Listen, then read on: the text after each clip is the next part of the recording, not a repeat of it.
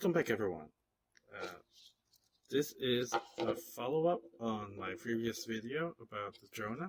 And so today I'm going to be showing how to actually use this, and also uh, some of my thoughts after 3D printing these magnificent things. Just a heads up, this is gonna be a pretty rambly video, so if you just want to see me play around with how to write the Tro-na, please skip to the timestamp posted on here. Thank you. One of the questions I wanted to answer initially was, why do we choose this kind of medium? And so the idea was that you would just take out a slice of a trunk and not have to do much work around it. So the trunk of the tree that the Tro-nas are made of, they should be around the ideal size of the Tro-na, which I think I described as about 2 spans. That's the diameter of the Tro-na, and then the thickness is about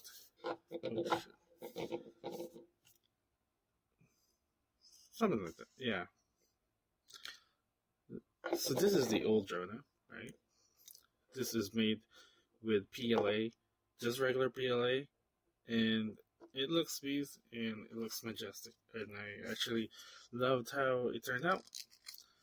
But I wanted to see what it looked like with wood. Although this is not wood, this is just wood plastic, and it kind of, I don't know if it looks like wood enough, but it feels like laminated plywood. But it is made with wood PLA, which has 7% wood, which was part of the problem and why this took so long. The wood particles are too big for the nozzle that I had. So initially the nozzle on my 3D printer is 4.0, 4 millimeters, and so I had to get 6 millimeters. But before realizing that, I stuck around with the 4 millimeter nozzle, thinking that I could get away with it, and the end result was what you'll see here, which was me almost giving up on it. But then I decided to just go and get it. And I looked up online, and people were saying 6 millimeters is ideal nozzle for wood PLA. And so here it is. It's still not the best print quality, but it got something printed, and so I'll take that.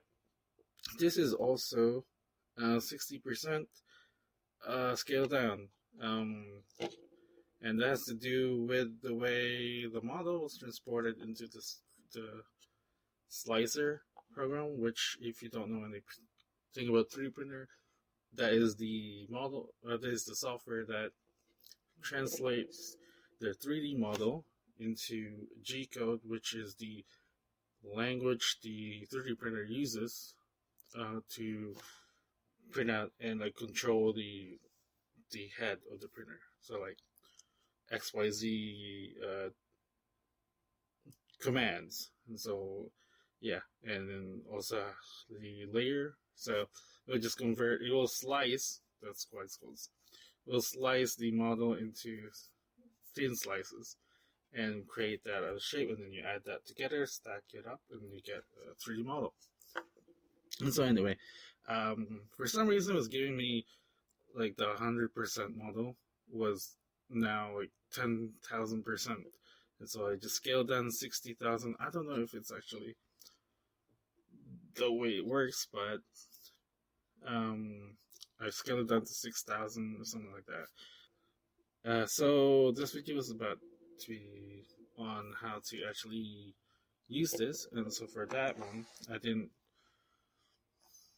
I am not going to be carving into the PLA, because I don't know how well that would work. It kind of works, maybe. It doesn't work. This was the 3D printed chisel that I made, it is scaled down way down because it'll be a lot of PLA filament that I would need to go through, and I would have to print it out different parts because it won't fit in the 3D printer. Anyway, this is obviously not going to cut into that, and I don't want to cut into it anyway. So what I'm going to do is use clay. Oh,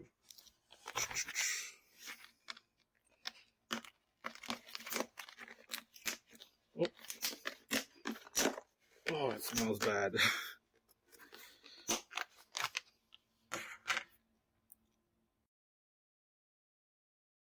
So this is the Tro-na.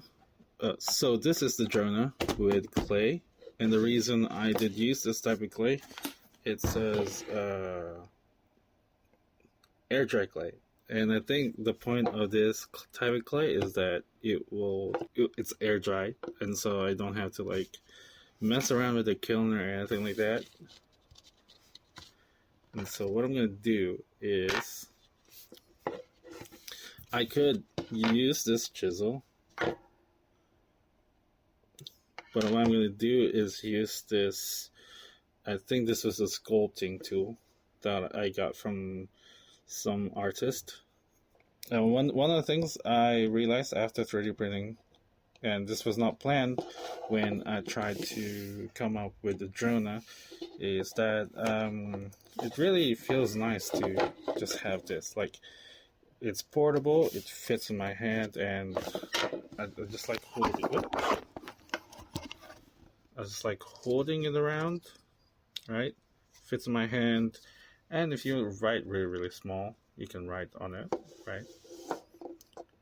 It's gonna fit a lot of information on it. But originally, the Tro-na was designed to stay bulky. But I think I'm growing on the idea that this is going to be portable, and so that kind of changes a lot in terms of, like, for example, the reading mechanism that I proposed at the end of the video, where you can stack up multiple of this, right, like that or something like that, in one post, and just like put it on the table, desktop. That's going to be able to just fit on the table. So take that, it's gonna fit on one table, and it'll be like the size of this cat here. Oh, this cat is actually pretty long, but that is the case. And so on that note too, because the Tro-na will be smaller, then the writing tool would have to be smaller, and so you can have something like this tool where it's just basically like a scalpel or a sculpting tool. And so let's try let's actually try this one.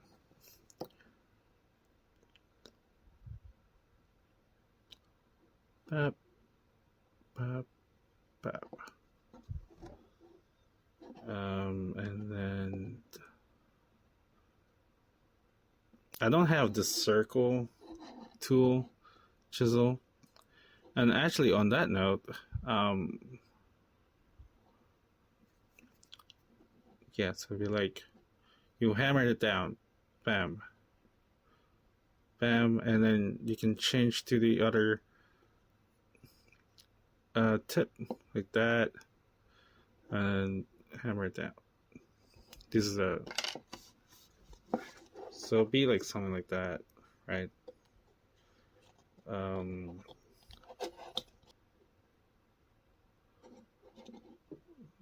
Grass or wheat, something like that.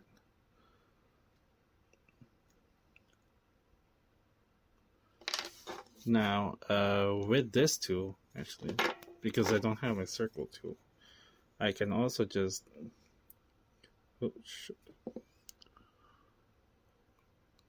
carve out a circle myself. Oh.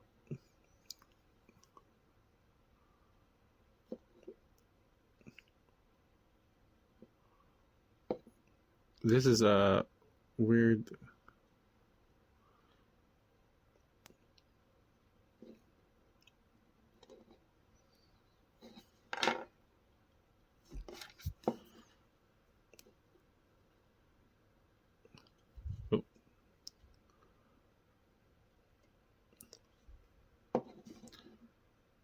That is awful. I wanted the smaller scalpel, but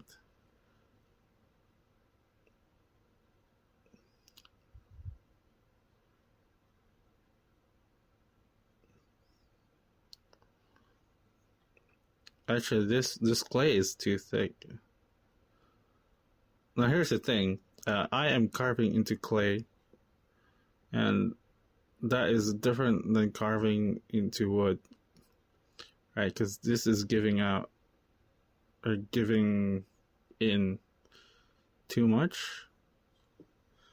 So that is the clover, I believe, the divinity, and also the number 10. Okay, so I look back on my video and I can actually give you an example, or at least explain the examples I put on there. So on the panel that I gave, there was a upside down curve like this, and again I'm carving through clay, so it's kind of annoying, but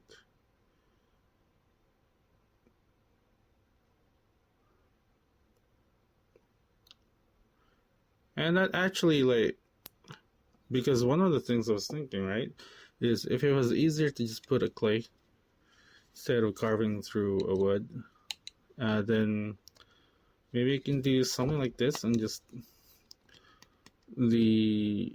have some kind of reusable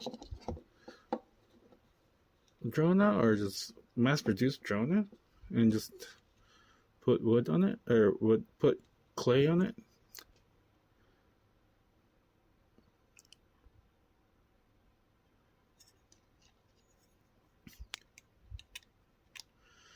So this symbol right here.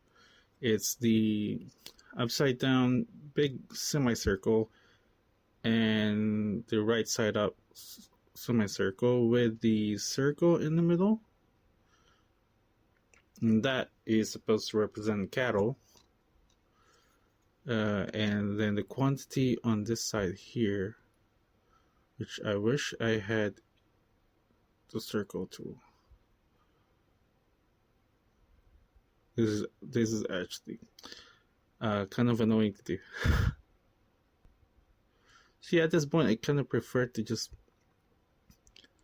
punch the symbol into the medium. And that's pretty good. Okay, so this means that there is cattle, a quantity of 10. It's the 10 small circles, 3 small circles which represent the clover, and clover divinity. Clover is associated with divinity, which is also associated with it. Number 10, something like that, yeah. And that is exchanged for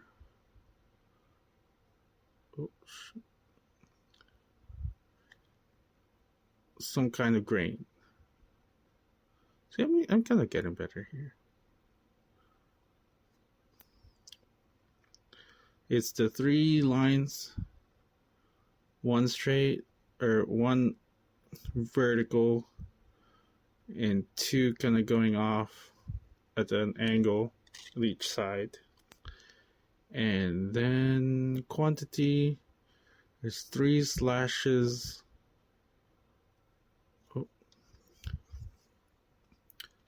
Right there. And then the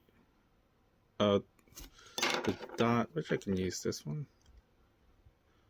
I don't think this is the right dot, but it works.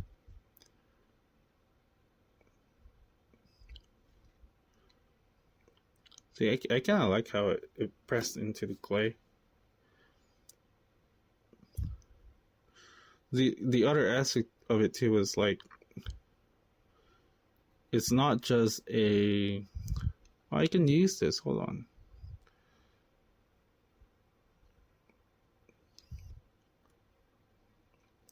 Ooh, that looks pretty cool. It looks kind of like uniform, actually. What I'm going to do is write down here because more space. So that is, bam. Well, that's actually pretty easy. That is grain. Okay. This is the number 3. And then multiplication.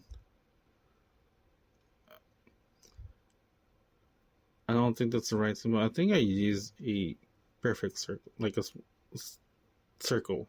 Or not circle. I mean, yeah, a circle, but this is a pyramid tip. But that looks pretty good, right? And then the symbol of the clover.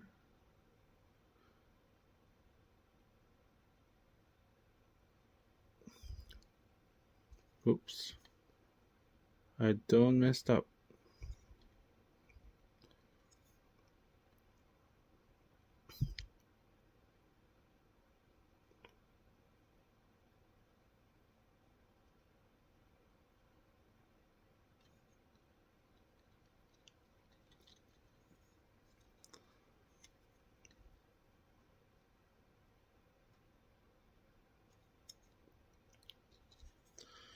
There. I don't know if that's good. Let's see. This is a better tip. Definitely will need a tool specifically for the job and not just like some old man's artist toolkit.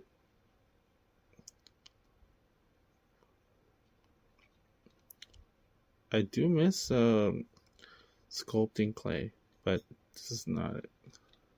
Anyway, that works. That's it. It looks like a circle. I might highlight it. Anyway, this means grain. The quantity of 3 times 10. So there is 30 grain. So in this case, in this panel, that is a cattle, 10 cattle in exchange for grain of the amount of 3 times 10, which is 30. And that's it. And of course, let's go back here.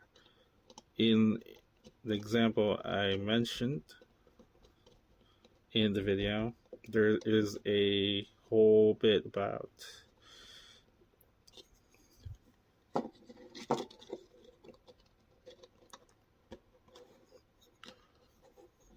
other kind of writing, all that stuff, and that is simple, like gives the basically the details of the trade.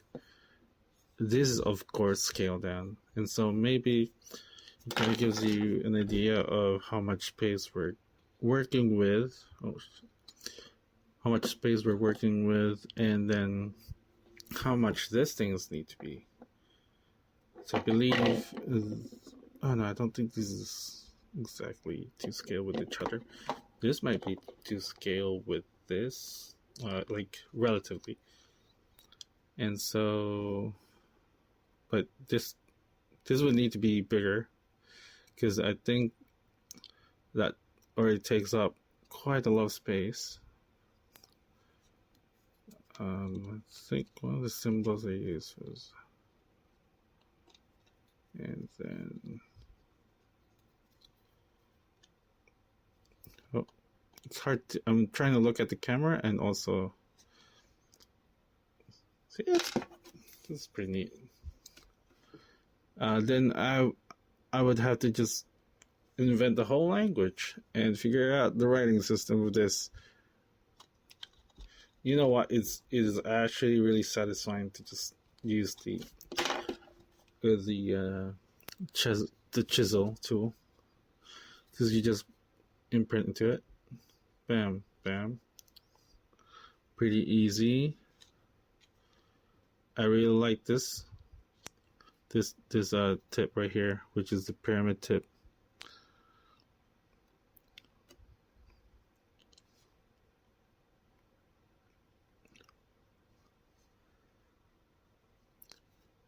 And then of course you can play around with the orientation of this, which is already what I did. Something like that. There is vertical this, vertical the 2 dots, horizontal 2 dots, or all of that junk. Of course there's only one orientation of that. Or actually you can go diamond at an angle. Give a diamond symbol or character. Right. Anyway, that is mostly it for this. Hello, if you made it to the end, thanks for watching. And if not, then that's okay too. Uh, this has been a pretty rambly video, and I just wanted to show off how the Tro-na actually works in real life. And I thought it came out pretty neat, and I like the modeling and 3D printing it, and then also coming out with a practical model. And yeah, so thanks for watching. I'll come up with something soon. Have a good one. Bye.